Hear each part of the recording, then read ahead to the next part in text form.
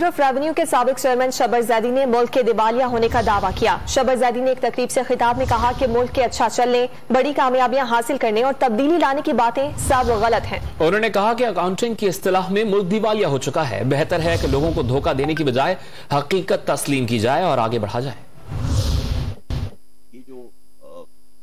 मेरा जो कंक्लूजन है वो ये है कि ये एंटिटी जो है ये बैंकरप्ट है।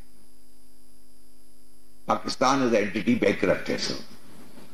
और ये हम जो बोलते हैं अकाउंटिंग में, ये गोइंग कंसर्न नहीं है इस पोजीशन में आज। मतलब हम कहते रहे कि बहुत अच्छा है, बड़ी अच्छी चीजें हैं, बड़ा अच्छा मुल्क चल रहा है, बड़े बड़ी कामयाबी हासिल कर ली, हमने तब्दीली ले आए हम, मगर this is wrong. In my view the country is at the moment bankrupt and it is not a going concern. The balance जो आप इस वक्त अगर इसको अकाउंटिंग टर्म में बनाएंगे तो ये कंट्री बैंकरप्ट है। जब आप पहले डिसाइड कर लें कि यार ठीक है ये आज बैंकरप्सी पे हम चले गए हैं और इसके आगे हमें चलना है, ये ज्यादा बेहतर है बनिस्बत इसके कि आप कहेंगे जी ठीक है अच्छा चल रहा है जी, मैं बड़ा अच्छा, मैं ये कर दूंगा, मैं ये कर दूंगा, मैं ये ले आऊंगा, वो ले आऊंगा।